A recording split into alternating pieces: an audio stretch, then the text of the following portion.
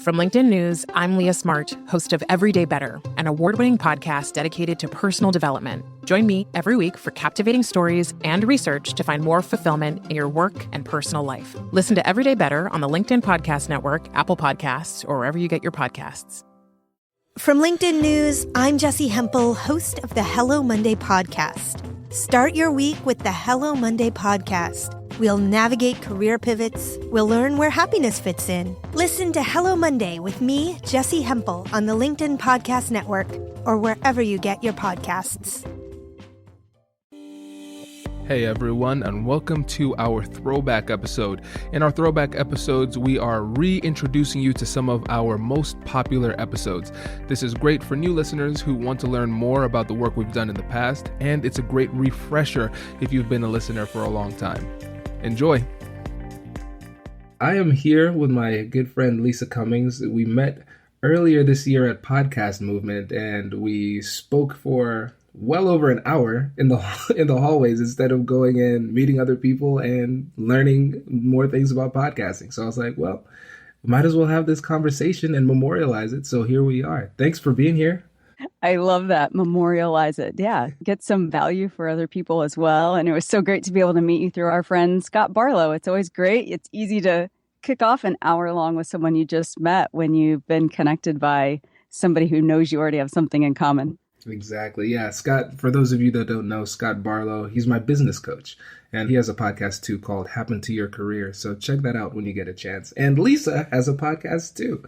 So you need to check that out. So I guess I'll give you the floor so you could tell us more about what you do and a little bit about your podcast too. Oh, yeah, sure. So my show is called Lead Through Strengths. And that's actually also the name of my company. So it's a training company. And we speak and do workshop with corporate teams on this premise that using your strengths at work makes you a stronger performer at work. So we help these teams find each person's specific natural talents and then work on those and exploit those rather than trying to fix weaknesses, which is kind of the lifelong endeavor that I find most teams are doing. And that's a very draining effort. So yeah, that's what I do. And I think being on your show related to negotiation is that, I don't consider myself an expert on negotiation, yet I'm definitely a student of it, definitely a student of people and things like, I guess you could call it ethical persuasion, but I really think of it more like influence and the ability to find alignment between people's goals so that everybody is getting something they're happy with getting at the end of a conversation or a transaction or whatever. And that's what we were talking about so long in the hallway that I think prompted you to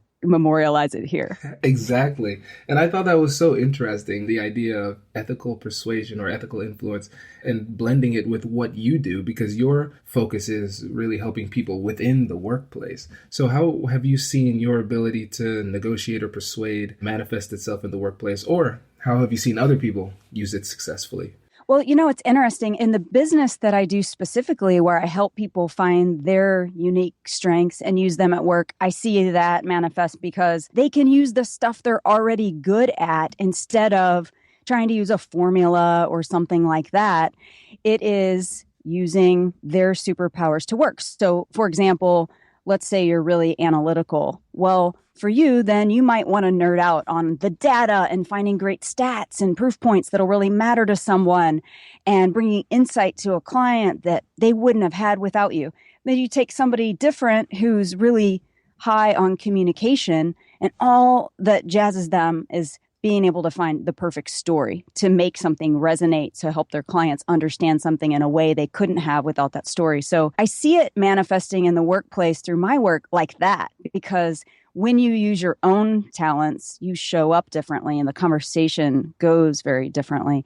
And so that's it kind of as the deliverable through what I do at work. And then while I'm negotiating my own deals, boy, I use all sorts of stuff. Focusing on fit is one that I think is really important. Exchanging value rather than your margin when someone's asking for a price reduction is another one. Conceding with a plan in mind before you are asked for a concession. Those are probably the three biggies. Happy to dig into any of those. Those are the ones that are biggest when I'm actually working on my own deals. That's really interesting. And I think I don't know if you feel comfortable doing this. Maybe we could analyze your strengths and talk about how you utilize your strengths when you are persuading. Oh, good angle. That's fun. Okay, so one of my top 5 talents is called individualization. And I'm using these terms, by the way, from StrengthsFinder. That's my favorite tool. I use that on the front end of most of my training programs.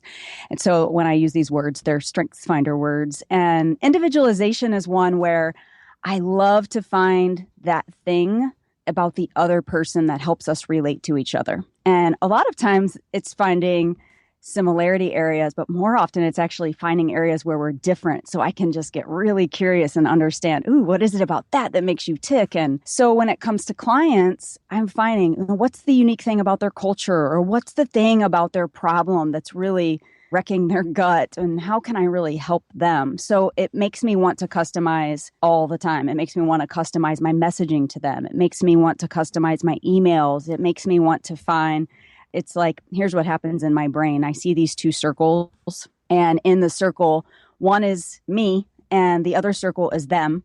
And if you push them together and overlap them, there's this area that's relevant to both of you. It's something that you both care about. And so that's what I'm always out there looking for. And my talent of individualization helps me spot that and then start the conversation from there, because it's something we're both going to care about. So that's one example. I have, plenty more that I could go into, but that's one talent and one way that I use it in business. I think that's a great example. And finding common ground and starting there is always a good place to start when you're trying to persuade somebody too. Yeah. And it really lines up with that thing I was talking about with focus on fit. I first heard that phrase from my friend Ian Altman. He owns growmyrevenue.com. And it's just this idea of literally focusing on the fit. Does your service offering fit their needs? And it helps you stay in service of the customer and do that with integrity. Because if you're always focused on whether you're a good fit, you're going to find a win for all the parties, or you're going to be able to tell them honestly, yeah, I'm not your best solution for this, and here's a person I can recommend. And I think it's so cool because once I really started doing that, it's a bonus that they react really well to it. They're not defensive about the conversation. They don't have their guard up wondering what solution you're going to try to cram down their throat. When they see you're not desperate and you're not worried about that part of it, you really do want to find the best for them. And I feel great, even when I'm not a good fit for everybody. And when I'm not, I have a friend I can send them to. And I stay really well networked with people who do other things, or even other strengths businesses. They just deliver differently. I can send them to a person who matches them really well. And that makes the dynamic so much more pleasant. I mean, why go through life feeling on edge with each other? Instead, this really just helps everybody feel open to finding the right answer, whether or not that involves me. I really like that point, because focusing on fit, it takes, like you said, you're less defensive and they're less defensive, and you're not desperate. And it also relieves pressure, because really you're just trying to figure out whether or not this works. And so one of the things I always say is I look at negotiation as the art of deal discovery, not necessarily deal making. Because if you look at it like deal making, the pressure's on you to try and make it happen. You feel like you could force it through. But if it's deal discovery, there's less pressure, because you have an open and honest conversation with the other side, and you see whether or not there's a way you can be creative and work together to make it happen. And if not, I like that. No problem. Yeah, that's a great phrase. That is very cool. Okay, and you said also earlier, you said one of the 3 things that you look at is focusing on value and not margins. Can you go a little deeper into that?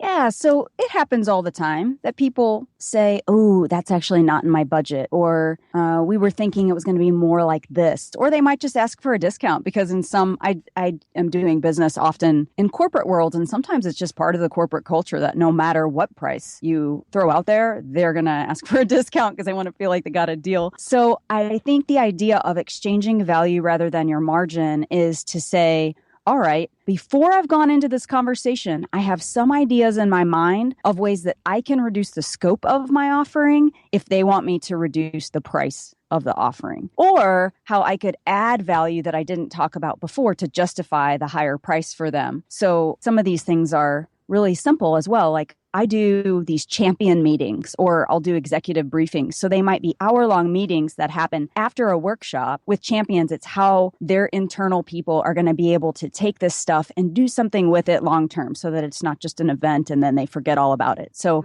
it's enabling the champions for an hour to really make a plan and execute this over time at their company. Or an executive briefing might be getting their senior leaders on board so they get the premise of this thing so that they're supporting it and they make sure that they're in alignment with it and they're mentioning it. Well, for me, I've already traveled to another city.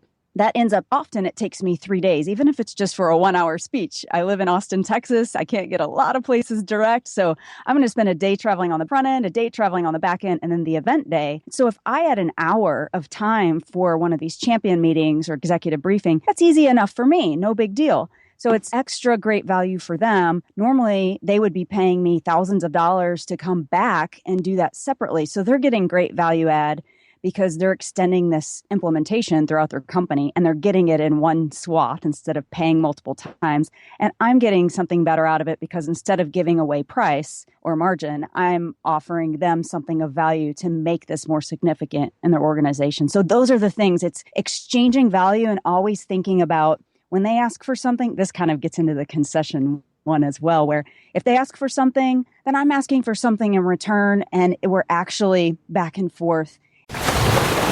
Brace the rudders! Raise the sails! Raise the sails!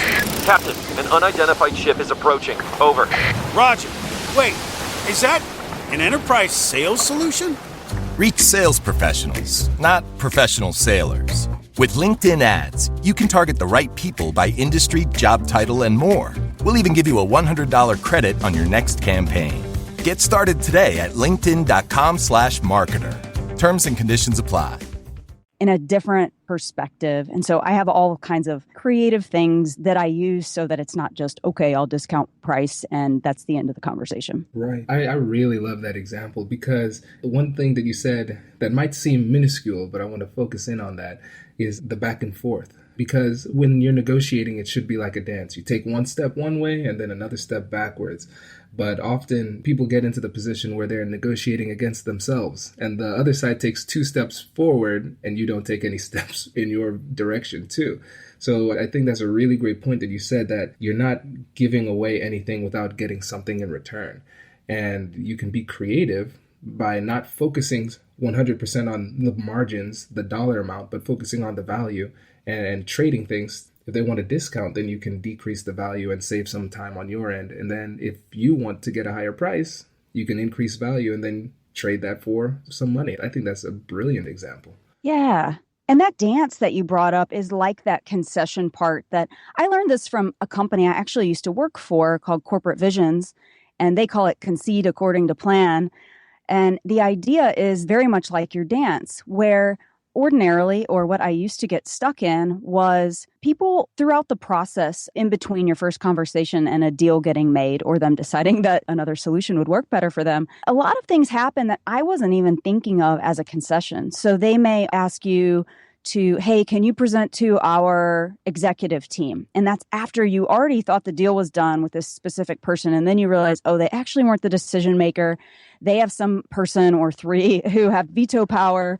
And now they want you to present to them. Well, in this presentation to them, it's almost like the hour-long speech you normally give, and you would charge for that. And so these things sneak in, and they're not trying to deceive you, but they're actually concessions along the way. They're taking up your time that would be, in your attorney kind of world would be billable hours, those kinds of things. So it's those where if they're asking for those kind of customized practices throughout, that you're thinking, okay, and then what could I ask for in return? It could be something about making sure you have the right executive in the room. It could be having a detailed selection criteria so that you know what criteria they're making their decisions on so that you can customize your moment with that team so that you can actually get this done. But even if it's a thing, even if it's information you're asking for, you've thought about that. And when they ask you for something, you're asking for something else in return so that each one feels like value is getting created. And it is, because you're able to be more relevant to them as well.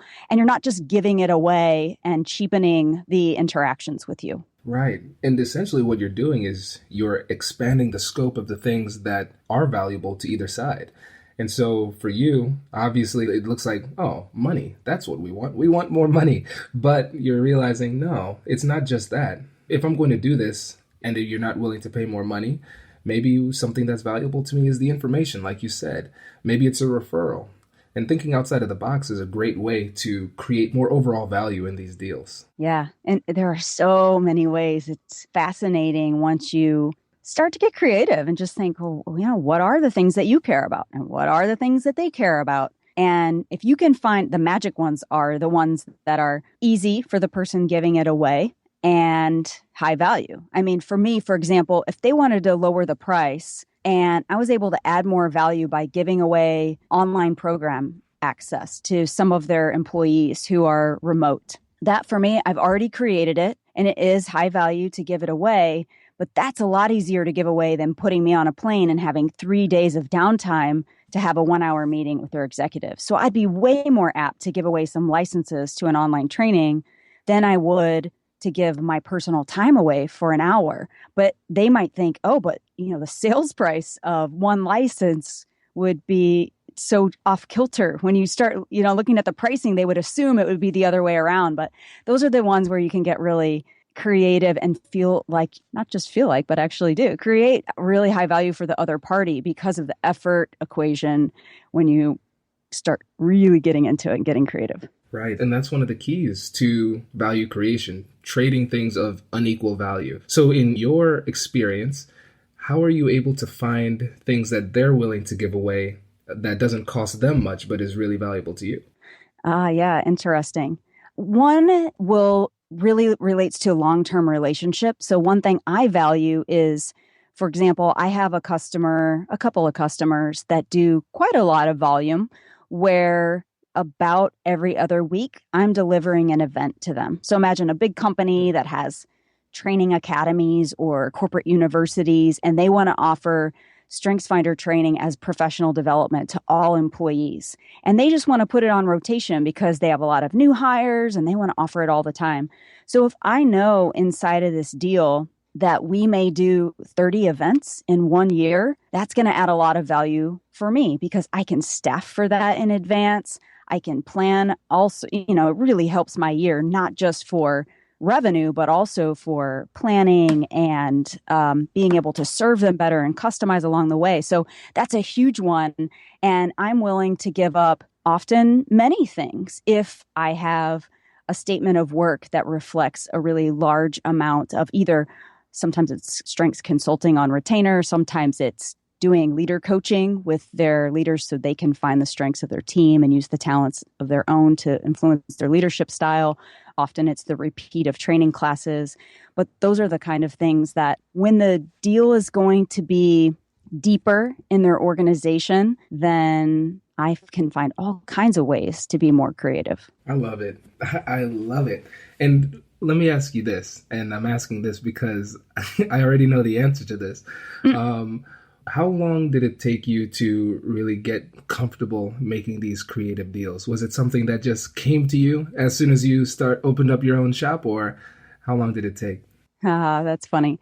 So, number one, I love saying yes to things. So if there's a new client or a new thing to try out, then I do have a yes problem sometimes that I'm trying to reform from. So that's still a work in progress. I do think that lifelong, naturally, I am a decent influencer in that I've always been others oriented. I'm always thinking about what their interests are because that's how I understand people and make meaning of the world. So I think that helps me a lot. So in some ways, it's always been there for me. But negotiation, man, I'm not an expert and I am just collecting and experimenting as I go along. I'm experimenting with all sorts of things. Anytime I see a training company owner or professional speakers who do really well, and I'm in some groups where we share these kind of creative ideas, I have an Evernote and I'm collecting them and I'm thinking, all right, how could I get inspired from this? How would this one apply to me or to my customers?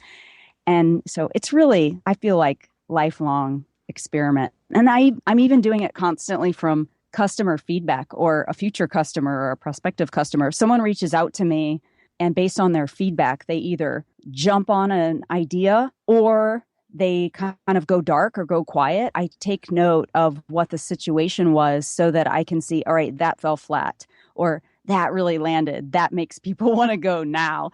And then I can start to customize programs that solve those kinds of problems for people. Right. And I love that answer because it really exemplifies the fact that this is a journey. So we're constantly getting better at this. And I think of it almost like, I guess we're close to Rio still. Think about you being on a balancing beam. You're not ever going to be perfectly balanced, but you're going to continue to make constant adjustments as you start to wobble. And once you get better, there are going to be fewer wobbles, but there still will be wobbles. So I guess the advice to the listeners on this point would be to, after every time you have a conversation or an opportunity to persuade or negotiate, do a little post-mortem. Look at what you did that was good. Look at what you did that wasn't that great, and think about how you could be better in the future. And be patient with yourself because it'll take some time to get to Lisa's level. That's funny. I would love to hear the experiments that people are going through. And I like your metaphor of the balance beam. And, it reminds you of core strength because you're going to have core things that you're personally good at that are going to be different from someone else's natural tendencies. And you can lean on those. And then you start spotting the things. Ooh, where did my toes hang off in a way they weren't supposed to? Or where did I let my arms flail around? Or what's catching me off guard? And then if you're watching for them, you can see, oh, that's the thing that gets me. Or that's the thing that doesn't seem to resonate with people. And then you can make adjustments. Right. And let me kind of lean on your Strengths Finder experience here. Let's say if we have somebody who is very analytical and maybe they don't have very much EQ, emotional intelligence. So how would you say they should approach negotiation, but focusing on their strengths? Because like you're a person who you focus on the other people. You're a people-focused person. What about for those individuals who are just almost straight analytical and aren't a people person like you? Right. Yeah. I mean, it's absolutely possible as well. And they're going to bring something that I don't bring or can't bring. So I would do things like, if it's a public company you're working with, dig into their financials, read their letter to the shareholders and understand what the chairman is saying about where they're headed as a company, and then start analyzing how you line up to that corporate strategy and how you could support it. The ability for someone really analytical to find legitimate stats or dig into the research and bring those insights. Those are things that someone like me, I value those and I like those, but they're more of my opener or my closer, but I don't have this super depth behind it. Some of my clients who are really high and analytical, I've seen things like for salespeople who are super analytical, and that's not necessarily the most commonly thing seen. But when I do, I see people who have spreadsheets where they've considered all of their competitive advantages. They know all of their competitors and their competitors' pricing, and they can make pivot tables out of it and understand all sorts of ways to slice the data that would give them insight into how to approach the deal and who might need to be involved and how they could come at this one to show their best. So I think it's knowing whatever that thing is and then letting yourself go nerdy in that way. Like if you're an analytical person and you have deep subject matter expertise, then be the knowledge partner, be the one who helps bring insights about the industry that your customer doesn't even know because you've been geeking out on it because you love that stuff. For me, that wouldn't be as much my space. But for that person, that may be how they win them over and how they win more customers. I love it. I think that's exactly what they should do. And you can tell when somebody's trying to operate outside of their element, too far outside of their element, and they kind of get away from their strengths. It feels inauthentic. And whenever you get that feeling like, somebody's being inauthentic, it comes off wrong in a negotiation because a lot of times we can sense the inauthenticity, but we don't know what it is that we're sensing in particular. So that might come off as being untruthful, even though you're just trying to be somebody you're not. And whenever you operate outside of yourself, it makes it a lot harder to bridge that trust gap. And that trust gap is the distance between any deal, any kind of agreement, or any kind of relationship. So just be comfortable being who you are and learn how to maximize those unique strengths that you have. Yeah. You're bringing back some memories for me. I remember one of my first jobs was in sales. And this was back in the late 90s when a lot of companies didn't have the internet yet. I know that sounds really crazy and it makes me sound really old. But I was selling phone lines because everybody was really reliant on their phone lines.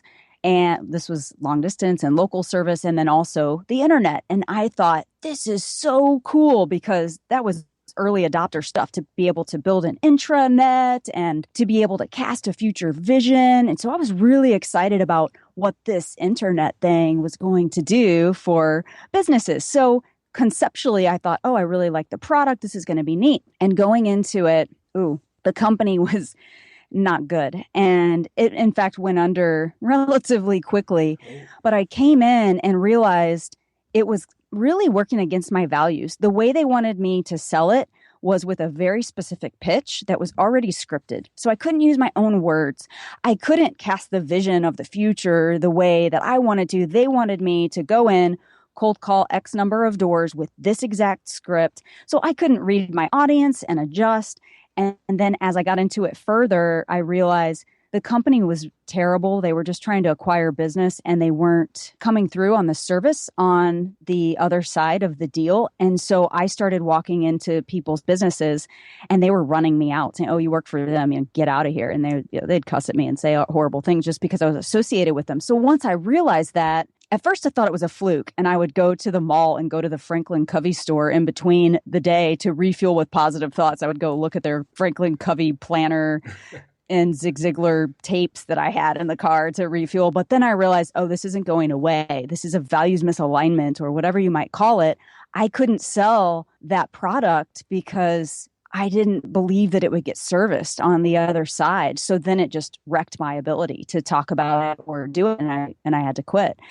So I think that's another important one where you're talking about aligning with you, and that also gets to, do you match the company culture? Do you believe in what you're sharing with the world? Because I don't feel like today in owning this lead through strengths business, I don't go out there and go, I'm selling something to people. I feel like I'm able to change the world because I can help people feel more productive at work and get more energy at work. It doesn't feel like I'm selling something. So if it feels any way to you other than, boy, this is a really awesome gift that I can share with the world, then you might be in the wrong spot. Because if you're negotiating for something you don't believe in, you're never going to show up at your best in that conversation. Wow, that is so deep. And it's really funny because when you think about it, if you think about anything that you're really passionate about or something that you like for me, my favorite kind of ice cream, since I'm a rebel, is vanilla with sprinkles. And, oh my gosh. I can't get away from it. I don't know what it is. I'm a really adventurous eater, I promise, like in all other aspects, but with ice cream, vanilla and sprinkles. But if I'm telling people, if I am evangelizing about vanilla and sprinkles, I don't feel like I am selling. It doesn't feel inauthentic. This is just what I do. But if we start talking about something else, my heart wouldn't be in it. Yeah. If somebody said, okay, Kwame, you are Rocky Road salesman and you need to use these words to describe it, and they are words you don't believe in or that you wouldn't ordinarily say, you can't show up as the best you. It's impossible. Exactly. I would be a fraud. You would be a chocolatey, nutty fraud. Exactly. Oh, man, that's so funny. So I guess the moral of this story is everybody needs to find their vanilla and sprinkles and operate from that position. I love that. I'm totally going to use that. What are your vanilla and sprinkles? That's so funny. All right. Well, let's wrap it up with this, because one of the other things that we talked about was the ability to say no. And earlier in the podcast, I don't remember what episode, one of the first 5 or 6 episodes, I talked about how to say no. And I really liked what you were talking about, your experience in saying no and your experience in saying yes when you should have said no, and how you've gotten progressively better at saying no.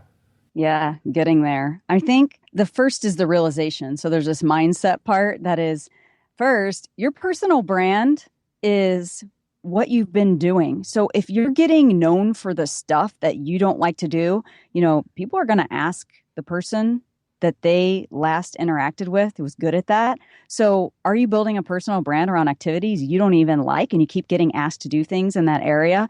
That's a big red flag. Got to say no to those.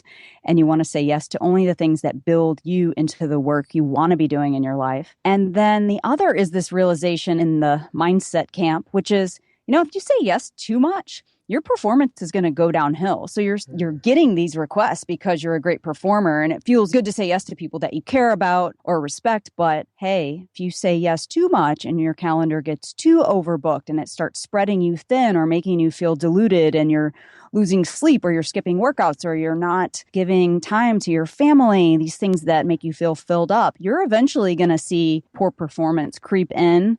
And it's all in the name of what? Trying to satisfy somebody or say yes again. So it's kind of those couple of things, I think, as the first, getting your head right about what you're saying yes to. And then the others, just coming up with strategies. So here's what I've been doing, because I'm still in reform mode and trying to get better at this. And my calendar, by the way, is reflecting yeses that I made a year ago. So I think that's another huge lesson is these yeses last a long time. Oh, wow. That's a good point.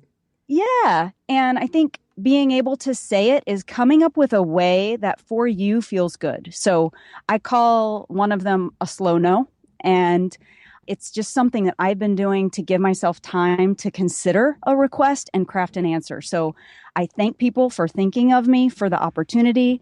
And then I tell them, literally, thanks for thinking of me on this and be specific about it. Let me look at my calendar, my commitments for November or for the next year or for whatever it is. And I'll get back to you by, and be really specific. I'll get back to you by Friday. I'll get back to you by tomorrow. And it gives you the opportunity to not, out of your exuberance or your commitment to them or whatever that thing is that makes you say yes, if you've pre-planned it and you feel comfortable, even if it's in person, you can remind yourself, all right, do the slow no, because you may want to say yes to this, you may want to say no, but give yourself a second and have those words ready so that it feels comfortable to not accept in the moment. That's a huge one. I think that's a really great way to handle it. And giving yourself time is powerful because oftentimes we feel kind of cornered and we want the person that's right in front of us to feel good about what we say and what we do. And we think that the best way to make them feel good in the moment is yes, not really having that long-term mentality, thinking about how our performance might lack and then it would make them feel bad or hurt the relationship in the future and hurt yourself because it's something you don't really want to do. But for a lot of my listeners, I've realized that a lot of them are actually in the workplace. So they're in the corporate environment. So sometimes they are receiving asks from people in positions of authority. So from your experience, how would you suggest that they say no to a manager or their boss? How can they have that conversation? Oh, I'm with you guys that are experiencing that because that one's the toughest. So I have an example I had an executive boss who I loved and respected and had so many good ideas. And he would bring good ideas. And I, over time, concluded that the only answer that was good for him was yes, and was, all right, here's how we're going to get that thing done. And that is how I like to approach things. It's like, here's how we can get to yes. But then what I was doing to myself was over time, I let it creep in. I thought that all my yeses were going to be intervals of work that, okay, this is going to get really busy and I can just kind of brute force gut it out for this month and then it'll go back to a little more sanity. Well, that's not how it turned out. He is full of great ideas. He's amazing. And so he brought more and more and more. And finally, I had to come to him and do this thing where I said, I'm waving my white surrender flag. I have to get more resources to be able to keep committing to these new projects. And when we finally had a conversation about it, he said, I just thought you were a superstar. I never would have stopped giving this stuff over because every time I give you more work, you absorbed it and just, you pulled it off, meeting deadlines and everything else. And so here I am thinking, well, he must realize that this is me working until midnight and I've given up my drum lessons and I am doing really cruddy or not doing workouts. And I started getting really burnt out. And then eventually I started even resenting the lack of acknowledgement about how much work this was taking. But how could he ever acknowledge? It wasn't like an outward deep resentment, but it was kind of like, man, this is hardcore. And I don't know, I would think things like, maybe I'm not cut out for this environment. But that isn't at all what's going on. People can't read your mind. They don't know. And if you're not a whiner, which I'm not, so I wasn't reporting out, oh, do you know that every night now I've been working until 1 a.m. for 4 weeks straight? No, I didn't say that. I just got it done. And I was thinking he must know, but he didn't.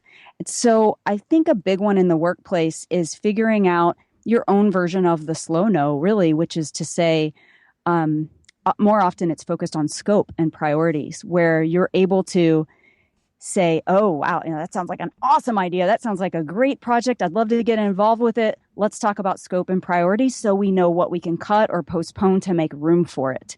And find those phrases like that open the conversation so you can say, all right, look, this is going to take 30 man hours a week. And with the resources on the team, we can do this.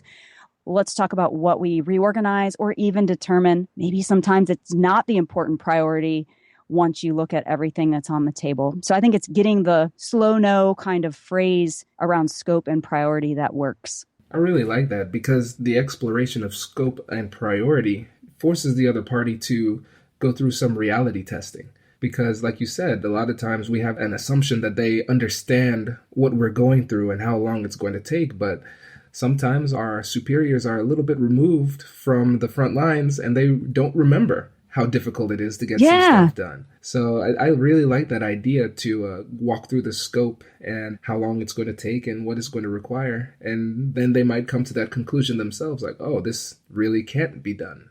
Right. And that keeps you really focused on the business outcomes, because it's easy when you first hear one of these requests. You might even think that the project is awesome, but what I hear people doing all the time is they'll go, oh, I don't have time for that. Or they freak out and they're thinking about the 7 steps later that they're going to be doing, and they get really negative about accepting projects. So give yourself the freedom to explore the excitement of the idea so they know that you're not squashing everything and you're not negative Nelly in the workplace. And then the other thing that comes up is that people automatically feel like, well, I'm so busy. Well, I haven't seen my kids enough. Well, I feel really stressed out. And those things may all be valid, and your boss may care about you a lot and actually care about those things. But really, the perspective you need to filter through is the business.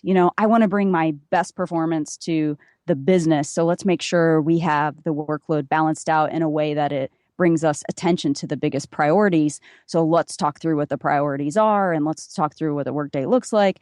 And so it's the filter. And I think scope and priority works for both parties, where you can look at, all right, what's getting done, what's most important, and it doesn't get into the, well, I feel really stressed out. And that's valid, but that's not really something that I've found is effective to lead with.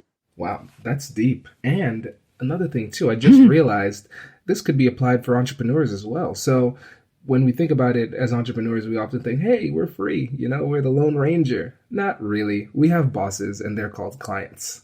And a lot of times they ask us to do things that are unrealistic too. So going through that same slow no process and walking the clients through what it really would entail to get that work done is going to have the same kind of benefit for entrepreneurs as well. Yeah, I think it's huge, both for entrepreneurs and for somebody who's in a regular employee kind of scenario in the workplace, is know who you're becoming. What do you want to get known for in the next year or two?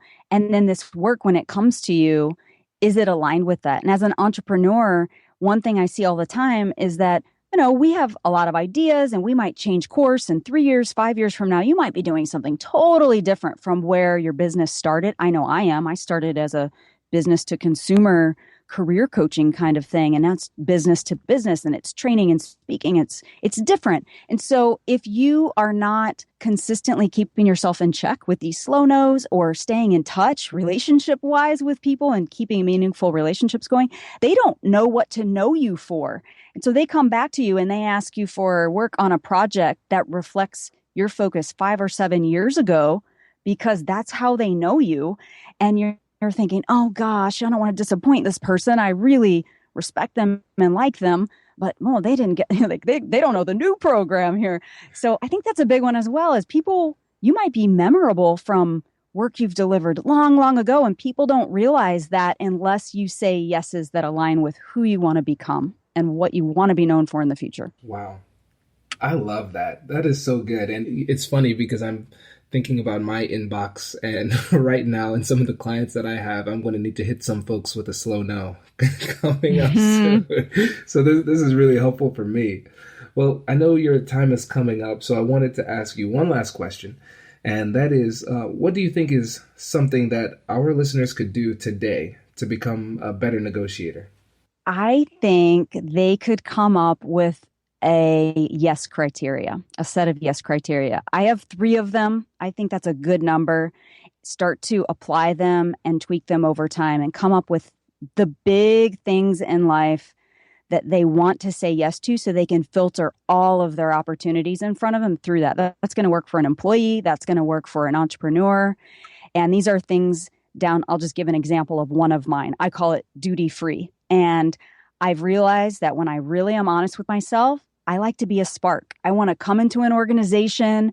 I want to do that speech or that workshop, and then I want to equip them to take it from there and implement on their own. So I like to provide the tools for them to be able to do it.